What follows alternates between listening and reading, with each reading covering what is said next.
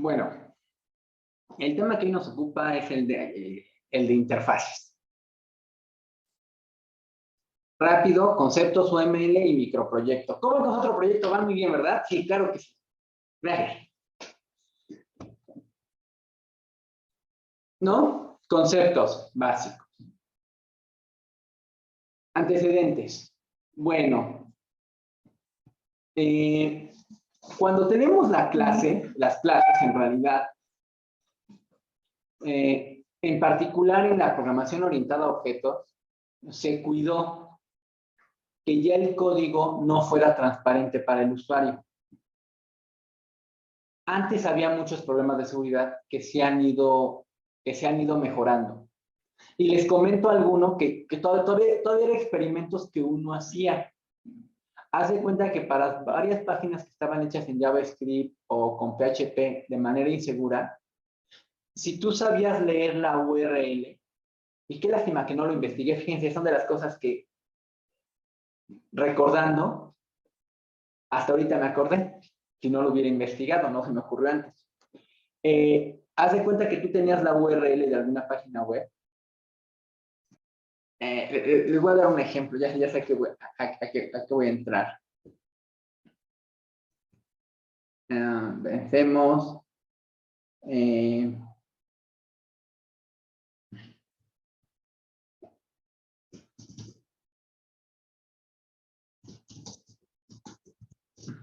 Oficina virtual.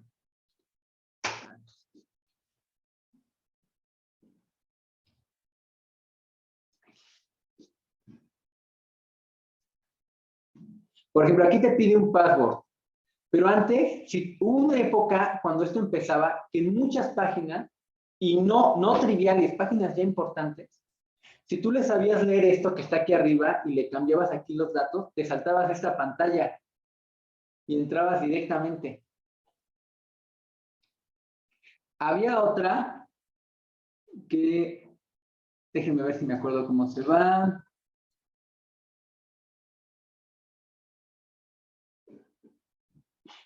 Por ejemplo, había páginas que si tú le ponías esto, podías ver los códigos que se habían utilizado. Hoy en día en realidad solo ves el HTML, pero ya no ves nada más. El HTML básico y no te dice más que los formatos. Pero hubo una época en que eso no pasaba. Hubo una época en que los que empezaban a saber le buscaban aquí, veían los códigos y se veía todo en claro. Entonces empezaron a surgir muchos problemas de seguridad. Bueno, pues los lenguajes orientados a objetos, ya popularmente hablando, porque la teoría del lenguaje orientados a objetos sí es vieja, vamos, vieja dentro del mundo de los lenguajes, pero ya su aplicación ya es relativamente nueva, relativamente. Entonces, se empezó a manejar que ya fuera oculta la información, que no fuera transparente para el usuario. Y entonces, ¿qué es lo único que tenía que saber el usuario si quería utilizar algo? Bueno, pues, y aquí sí ya me enfoco más a lo que vamos, esto fue como un propio de breviario cultural, así como lo de High Energy. Poco a poco dijeron, a ver, ¿qué es lo que requiere saber el usuario para programar? O sea, nada más vamos a darle la información que requiere, no le vamos a dar más. Entonces, lo que tú requieres, por ejemplo, saber de una clase, si tú eres un usuario externo, pues prácticamente es solamente las funciones que puedes accesar.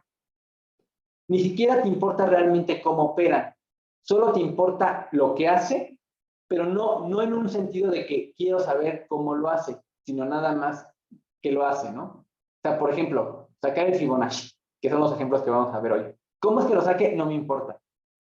¿Sí? Ya les comentaba en la clase pasada que los softwares más avanzados de matemática, pues exactamente, ese es su secreto, el cómo lo hacen. A eso de que tú nada más sabes qué es lo que puedes utilizar de tu clase, ya propiamente de tu objeto, es lo que se le conoce como la interfaz. Aquí está, pues como lo leí de un libro y ahí lo adapté, fusilé, de que el conjunto de funciones que podemos accesar de un objeto le llamamos la interfaz. Pero en general así es como se le conoce. O sea, es con lo que tú interactúas. Y en particular si me refiero a un método, porque como siempre pasa, resulta que de una bibliografía a otra, pues como que no quedan bien de acuerdo con los conceptos y cada quien intenta darte la definición de lo suyo. En otros libros verás que le llaman interfaz a lo que tú debes conocer de un método para utilizarlo. Y que claramente solo es su nombre, lo que le debes de pasar, o sea, sus argumentos, y lo que regresa. A eso se le conoce como interfaz, ¿ok? Profe, ¿Qué pasó? ¿cómo se le llama a la interfaz cuando no es interfaz gráfica? Bueno, pues es en línea de comandos, pero sigue siendo una interfaz. O sea, generalmente es con lo que tú interactúas. Todos tenemos una idea de interfaz como el espacio con el que uno interactúa. Por ejemplo, en la computadora. ¿Sí? Ya si es como es usualmente, pues ya es interfaz gráfica, ¿no? Si tienes botones, iconos, colores. Si no, pues nada más es una interfaz base de terminal. ¿Sí, Ortuño? No sé si hay un nombre específico, déjate lo investigo, pero no, yo no sabía que hubiera un nombre específico. Pero, ¿a dónde va esto de la interfaz? Ah, bueno. ¿Qué resulta? Que se acordarán que en Java, a ver, vamos, Ilse Montserrat. Buen día, Ilse. Un gusto verte, un buen día verte, Chismar, Michelle, Buen día. Rodríguez, Jacome. ¿Cómo están? Muy bien, gracias. ¿Usted, profe, cómo está? Pues imagínate, le paro con Jaime, ¿cómo está? Al puro tiro.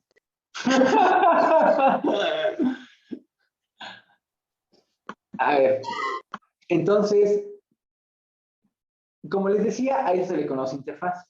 Ahora vamos a ver qué tiene que ver con este tipo especial de clases, clases entre comillas, llamadas interfaces. Bueno, recordemos que justamente, y a eso iba lo de irse, al mal salvarte, dime, ¿ya acepta multiherencia? ¿Acepta qué? ¿Multiherencia? ¿Herencia múltiple? No, no. No. Entonces, fíjate bien, aquí sí, pues es que nunca quedas contento con qué empieces. Incluso les digo, la bibliografía te das cuenta que lo maneja de manera distinta. Resulta que se acuerdan que cuando vimos el tema de clases, les hablé de clases abstractas, de clases internas. ¿Se acuerdan de eso?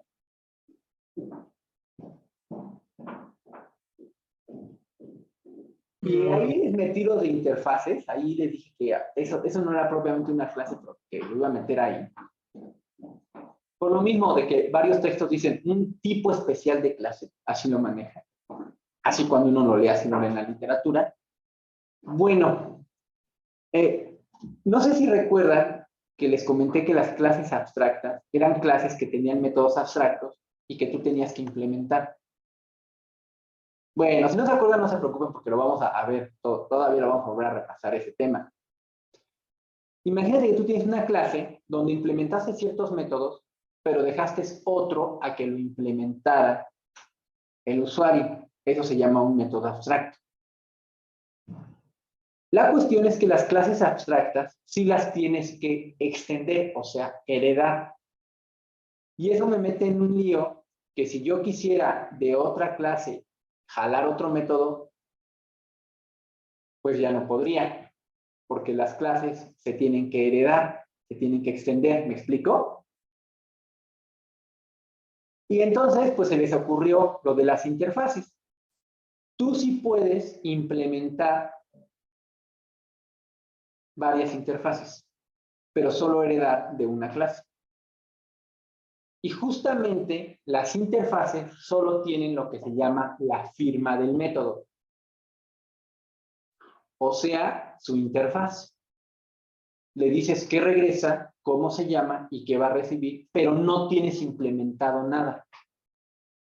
Aunque esto no es tan cierto ya, porque siempre le cambian un poco. En principio, en las interfaces no van, los métodos solo tienen su firma, no tienen nada implementado, ¿ok?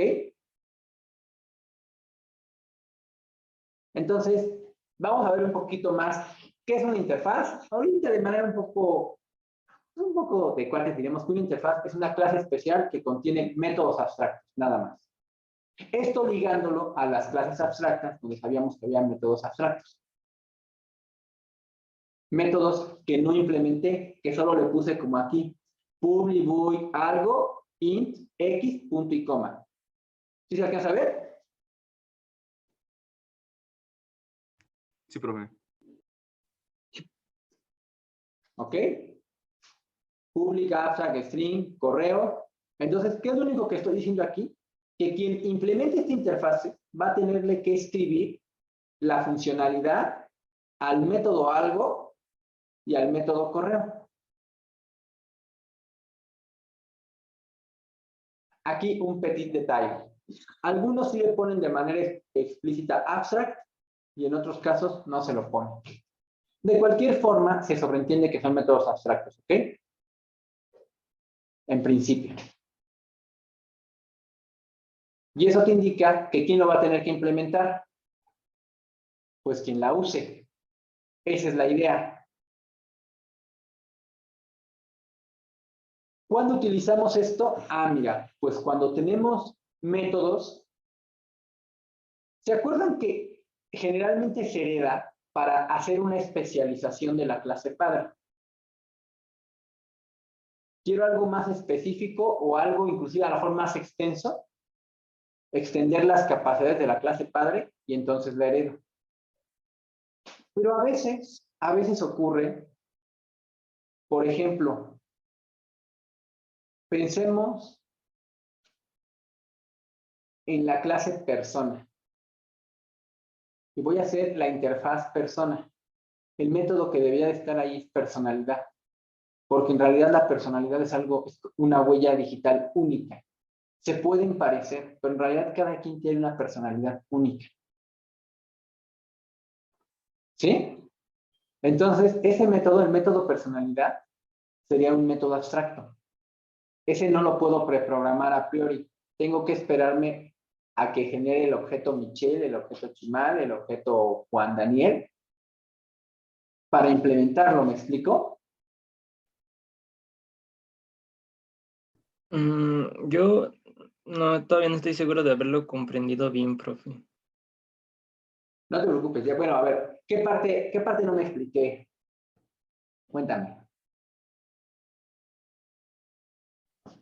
A ver, entonces es como, esto de la interfaz es como una especificación más allá de las clases, o sea, es como, No. Haz de cuenta que en la interfaz tú vas a declarar métodos que sí esperas, o sea, que sí esperas que sean implementados por otra clase, pero que a priori tú no puedes definir, sino hasta que tú especifiques las características de la clase en particular.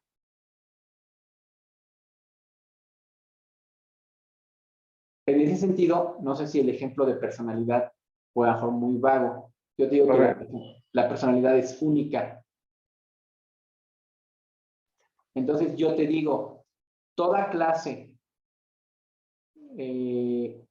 humano tiene una personalidad.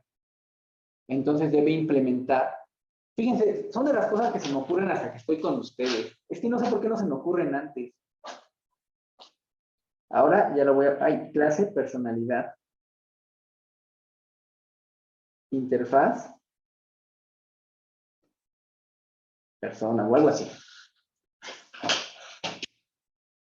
¿Me estoy explicando un poco más o estoy siendo igual de vago? o sea, que para A utilizar, ver, tú dime qué es único en una persona. ¿Qué es único? que solo esa persona lo puede tener o lo puede hacer. Sí, pero ¿qué sería? ¿Qué sería? Ah, pues sí, su personalidad, por ejemplo. Su ADN. ¿Qué más? Ándale, entonces, podría yo hacer la interfaz persona que va a tener la firma de los métodos ADN, personalidad. ¿Qué otra cosa?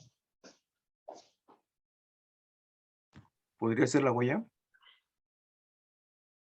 ¿La huella digital es única? Sí, creo que sí. ¿Gemelos idénticos no tienen la misma huella? Ah, eso no sabía. ¿Quién No, sabe? dice Mandujano que no. Entonces, bueno, ¿ok? Pero, por ejemplo, gustos, eso no es cierto, porque a veces, aunque solo sea temporalmente, a veces uno coincide con personas en su vida que tienen los mismos gustos. En ese momento te gusta la misma música, disfrutas del mismo tipo de películas. ¿Sí? Sí, Color de ojos menos. Casi todos tenemos un color de ojos muy común. ¿Sí? Sí,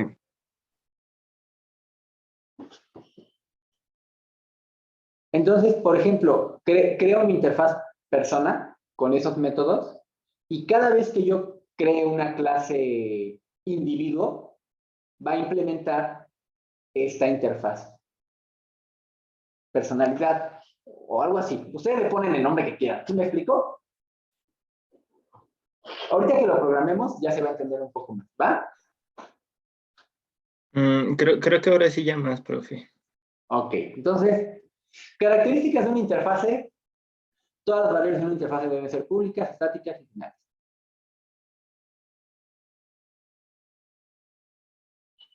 Las variables.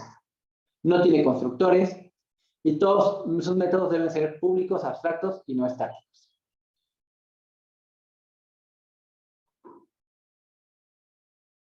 ¿Ok?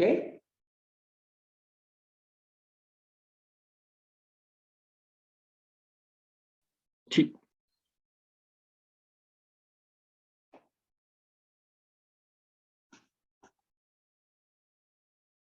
Bueno, de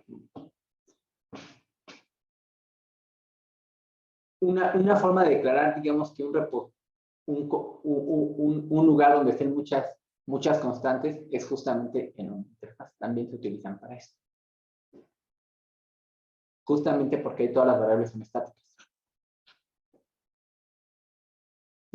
¿Ok?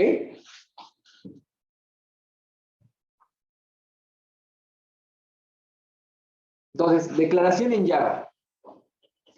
Bueno, es que aquí sí ya hay... La declaración para hacer una interfase es tal cual ven. Public, interface y el nombre de la interfaz. Y ya adentro, bueno, adentro ya este era un ejemplito, pero pues adentro tú ya le metes. Y lo que sí es que vean, así, en principio así va la cosa. Cuando son métodos, así van. Públicos, si regresan algo, el nombre, y solo los tipos y punto y coma.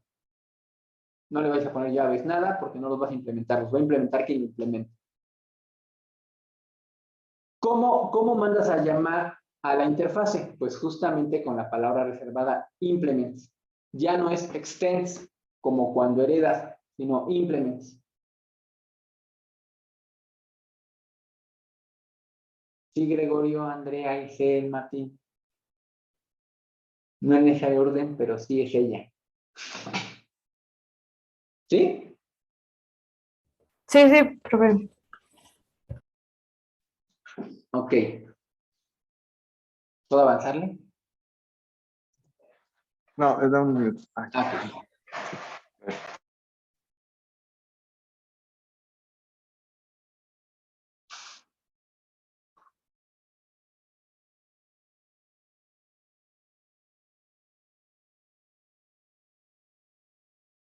salud, Mandujan. Gracias. Nada. listo, gracias. Nada. Ahora, su diagrama en UML Lo usual es que se vea así. Acuérdense, la flechita que apunta hacia alguna clase es de la que heredas, ¿se acuerdan? Y la otra, algunas veces le ponen con bolitas. Algo también, déjenme decir un poco lactosito, es que luego no quedan completamente de acuerdo tampoco en los diagramas. Pero bueno, vamos a manejar este, ¿ok?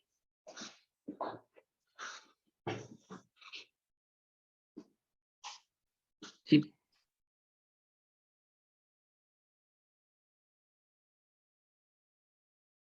Y pues en principio, en una interfaz todos tienen más, porque habíamos dicho cómo tienen que ser los métodos públicos. Pues si no son públicos, ¿cómo los implementas? Si los pones privados. ¡Ah!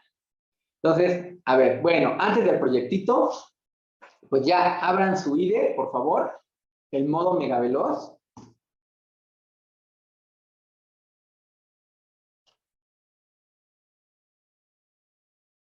Bueno, no, va a tener que ser este primero, ni modo.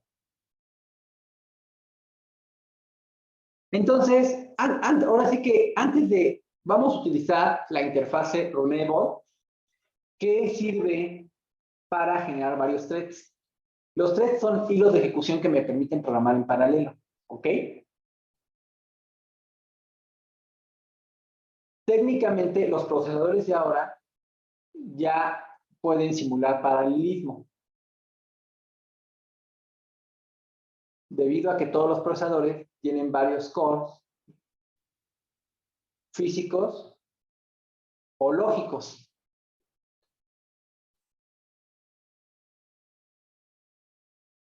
Entonces, técnicamente, sí ya tienes capacidad de procesamiento en paralelo.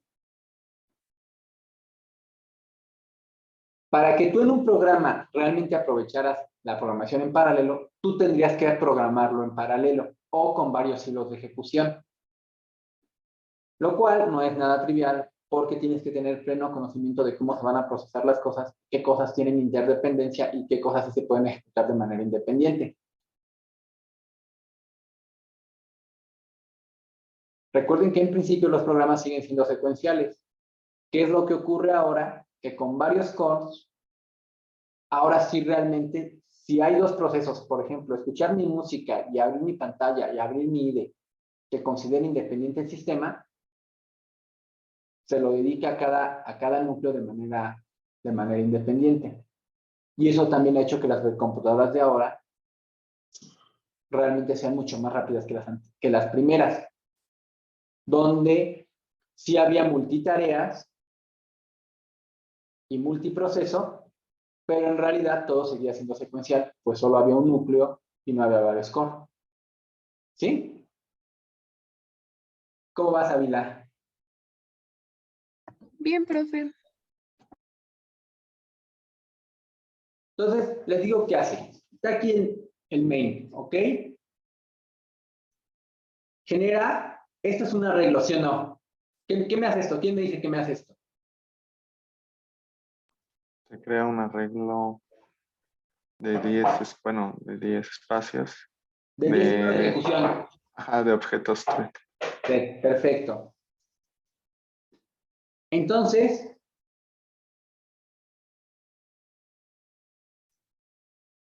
cada objeto thread le paso a thread, le paso un nuevo hilo de ejecución. O sea, en este caso, un nuevo hilo de ejecución es un objeto de la clase Fibonacci. ¿Sí?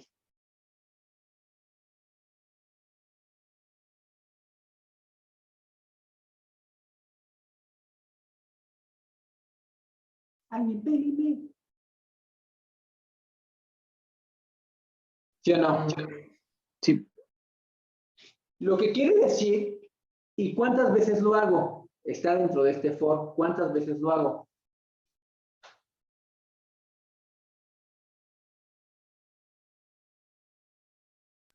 Hasta como 10. 10 veces. Técnicamente lo que esto hace, aunque es un ejemplo muy sencillo, es que voy a calcular el Fibonacci 10 veces, pero de manera independiente. ¿Sí? O sea, cada hilo de ejecución, porque miren, entra aquí y creo un nuevo objeto y se lo paso al tren. Este nuevo Fibonacci e implementar un enable que corre run. ¿Ok?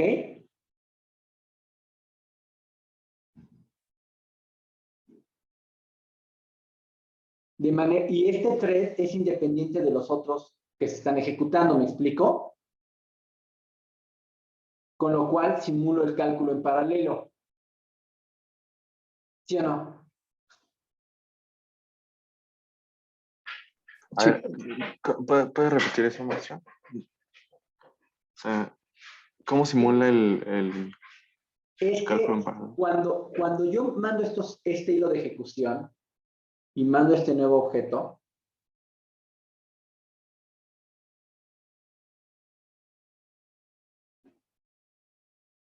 lo que va a ocurrir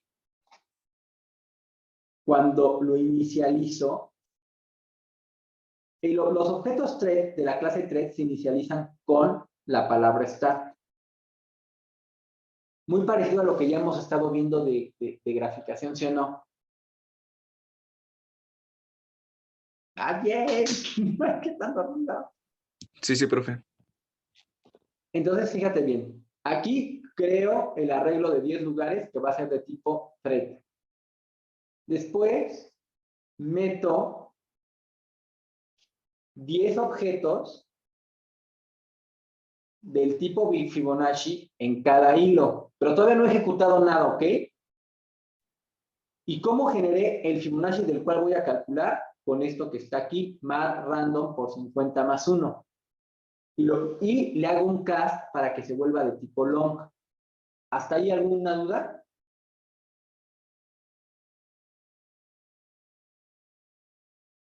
Pamela Reyes, Antonio. ¿Todo bien? Ok. Entonces, agarro y ahora sí, ¿cómo se inicializan los threads? Ah, pues hago un for y a cada thread le aplico la función start. Ahora sí, aquí es donde van a arrancar, ¿ok?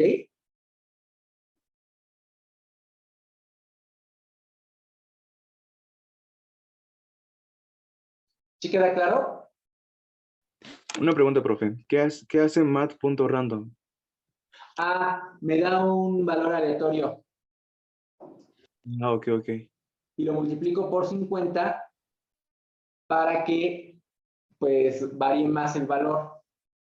O sea, aquí me va a dar Fibonacci de 8, tal vez de 10, tal vez de 15. ¿Sí? Sí, profe, muchas gracias. No, ¿de qué?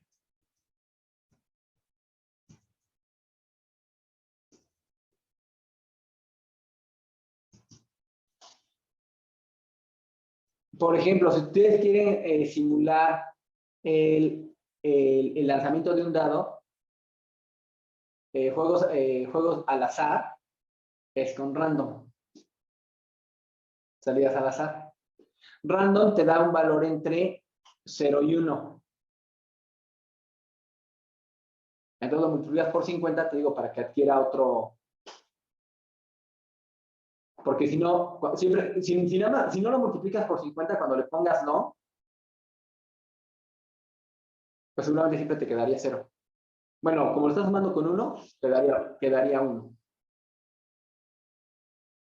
Y ya multiplicando con 50 y con 1, ahora sí te va a dar distintos valores. ¿Sí? ¿Hasta ahí todo bien? Sí. Miren, fíjense que aquí sí hay un constructor public Fibonacci que recibe un tipo entero y un tipo long. ¿Y qué es lo que le estamos? ¿No está? ¿Qué es lo que le estamos mandando? El i, que es el entero, y el tipo long, ¿ok? Y los threads se inicializan con el método start. ¿Estamos? Ay, maestro, perdón, es que se me fue la conexión. ¿Podrías explicar eso último? ¿Cuál? El último for. ¿Para qué es que... El último for es para que arranques los hilos de ejecución. Hasta aquí no están arrancados, solo están almacenados. Aquí solo almacenaste 10 hilos de ejecución que hacen referencia a los hilos de ejecución. O sea, los hilos de ejecución son sobre algo, ¿me explico? sobre algún proceso. ¿Cuál va a ser el proceso? Lo que haga Fibonacci.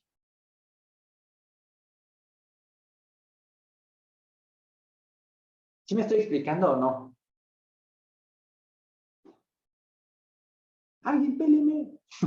A ver, vamos a tener que, como Pablo Pineda. Ana pasó? Laura Cuevas. ¿Qué ¿Me pasó, estoy profe? explicando? Sí.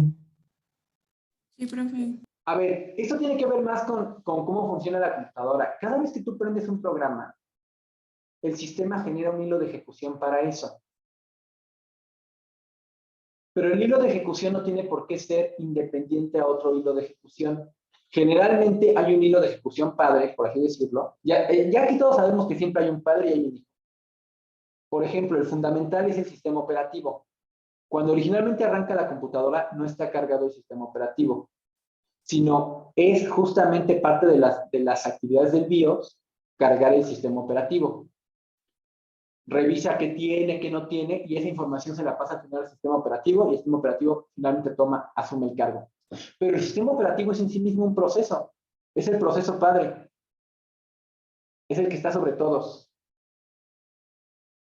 y tiene la capacidad de manejar procesos hijo, que son tu música, la imagen que abriste, el navegador, la aplicación de Zoom. ¿Estamos? Alguien responda. Siento ganas de ahorcarlos. No responden. Profe, Mande. ¿la clase TRAP la importó? ¿Cuál clase? Donde dice TRAP, el arreglo TRAP, ¿ese se tiene que importar hasta arriba? No. Es que me marca un error ya al definirlo. A ver, ¿qué hiciste? A lo mejor algo te faltó. A ver, a ver. Déjales explico cómo va la cosa. Entonces, Thread dice, pues dime sobre qué proceso voy a aplicar el hilo de ejecución. Pero estos hilos no tienen por qué ser en paralelo o distintos. Pueden estar en el mismo hilo de ejecución, ¿me explico? Como un proceso secuencial, donde lo único que pasa es que ahora sí que se va ejecutando uno después del otro según las condiciones, porque tenemos un sistema multiproceso y multitarea, que quiere decir que si hay un proceso que de momento se está tardando, o el mismo sistema sabe, dale tantos microsegundos a cada tarea. Pues tú crees que todo está ocurriendo al mismo tiempo, pero no es cierto. Realmente el procesador le dio unos microsegundos a tu browser, unos microsegundos a tu IDE. ¿Me explico? ¿Qué pasa cuando el proceso es en paralelo? Que literal, ahí sí, al mismo tiempo esté ejecutando distintos procesos. Les decía que los nuevos núcleos sí trabajan un tanto en paralelo.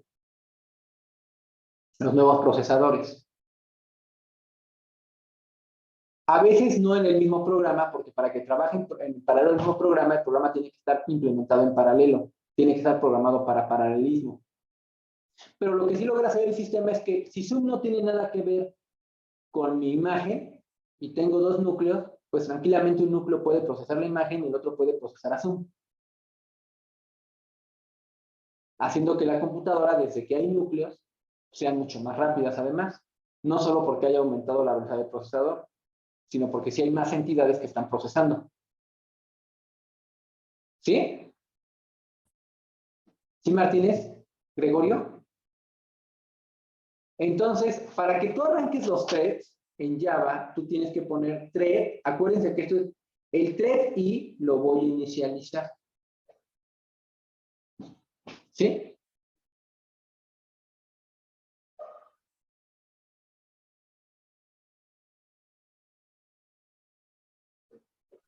Sí.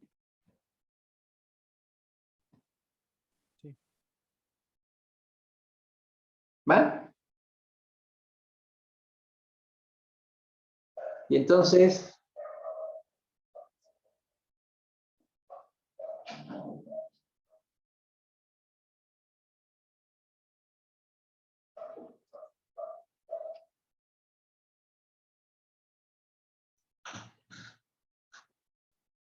Bueno, ¿a quién sí le salió? ¿Quién sí lo ha podido correr? Yo, profe.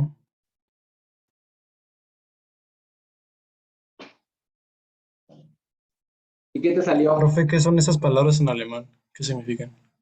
Ah, ¿lo tomas? ¿Perdón? Agarras la palabra, le pones en tu diccionario Leo. ¿Dónde estás, Leo? No me falles. Aquí está, diccionario Leo. Con este, cuando llevaba alemán, este diccionario como me gustaba, siempre me gustó mucho. Me sigue gustando. Ay, así acepto las críticas. Proceso de cierre. ¿Quieres saber cómo se pronuncia? Das Abschlussverfahren.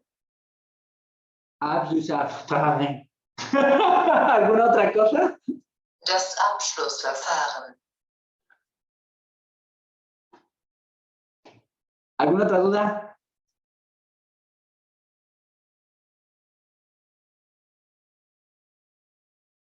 Lo que pasa es que ahorita que lo corran,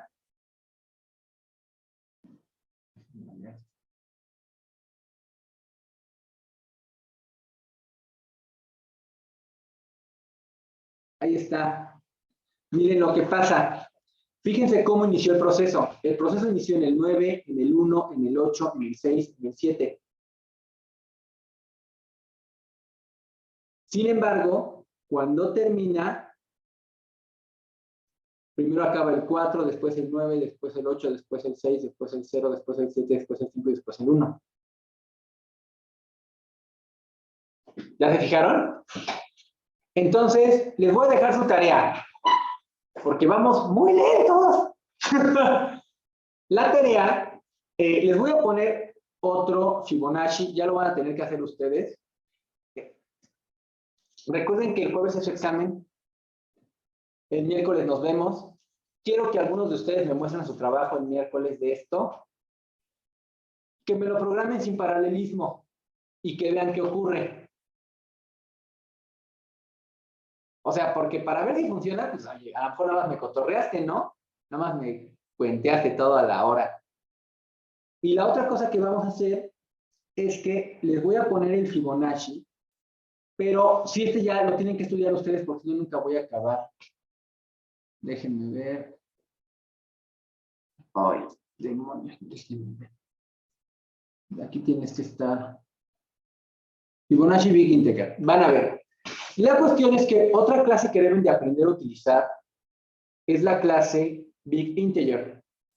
Resulta que con long todavía no alcanza.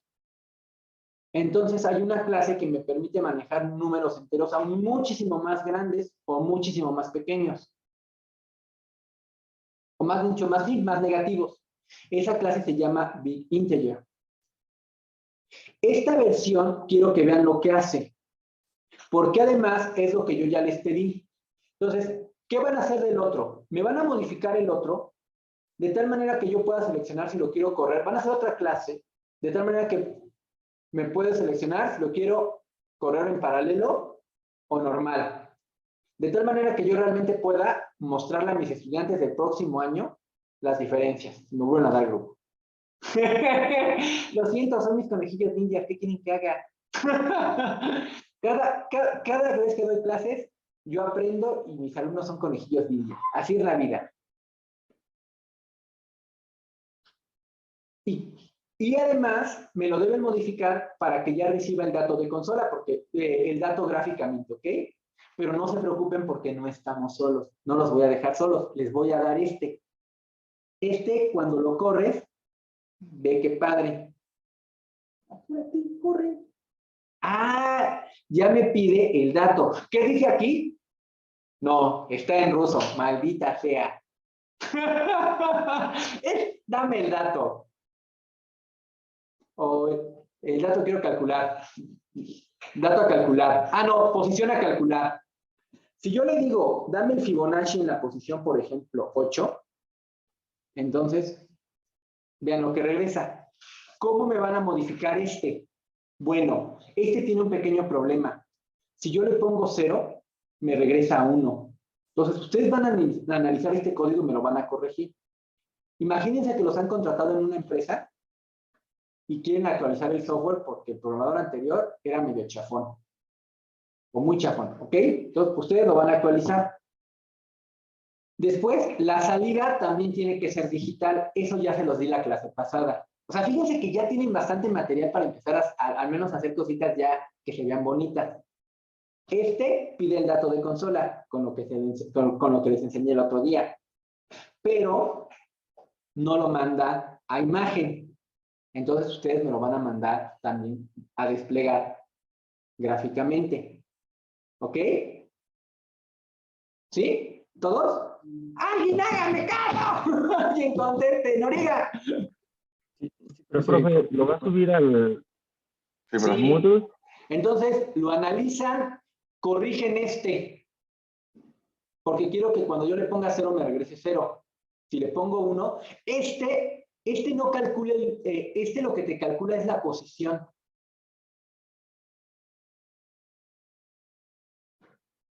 O sea, a ese tú le entregas la posición y él te dice el Fibonacci en tal posición, tomando la primera posición como 0. Y quiero que los analicen, porque, es que me faltan muchas cosas. No, ya no me voy a alocar. Analicen el código, a ver si lo pueden empezar a mejorar. Y continuamos con estos códigos, porque estos códigos, además de darme un nuevo tipo de números, el anterior me da lo que se llama recursividad, que es muy importante en programación. ¿Va? Que tengan excelente día, subo los códigos, que se la pasen súper mega bien. Chao. Muchas gracias, profe. Hasta luego, profe. Hasta Sí, luego. gracias. Hasta luego, hasta luego. Chao. Que estén mega bien. Bye, Peri. Profe, Bye, antes de que se desconecte, cuando corrió el de Fibonacci, el de ahorita, ¿qué le pareció? Mira. Aquí está. Es que a mí me salen números enormes, me dice bueno, en la palabra en alemán. Ajá, y a ver. En este caso la posición, por ejemplo, el Fibonacci en la posición 12, ¿cuál va a ser? A ver, en la posición 12 a mí me parece. 144. En la 12, Ajá. El Fibonacci en la posición 12 es la 144, es el 144. a ver, ¿le puedo compartir pantalla? ¿No se compartió la pantalla? No. Ahí va. Qué mal, sorry. A ver, entonces, otra vez. Aquí lo corro. Ujú. Y ahí está. No, perdón, pero del otro, del que vimos hoy. Ok. El otro, su funcionalidad es más para mostrar los hilos, abusando del Fibonacci, por así decirlo. Ajá.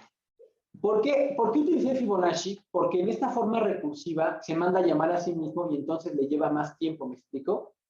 Ok, sí. Si tomas un proceso muy pequeño, no lo vas a notar. A ver, ¿le puedo compartir la mía? Para que vea cómo me salió.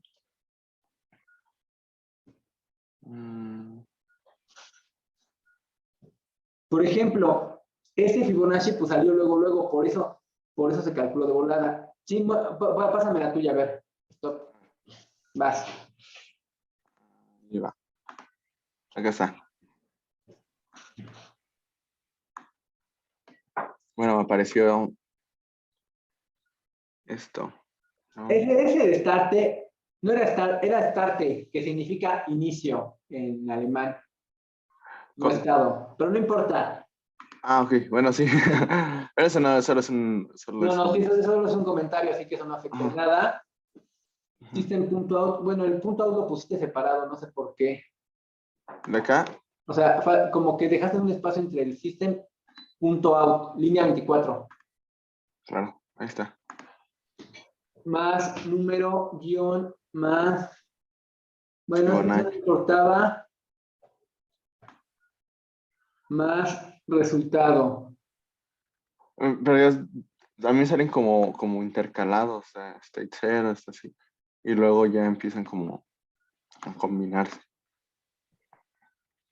A ver, córrelo. No, pues en ese caso quiere decir que tu sistema, por algún asunto computadora, acabó antes del proceso de algunos de ellos.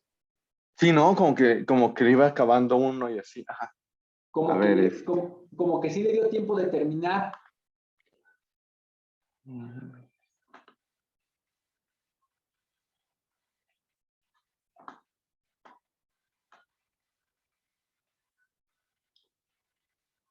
Ahí está, 8 segundos lo tomó.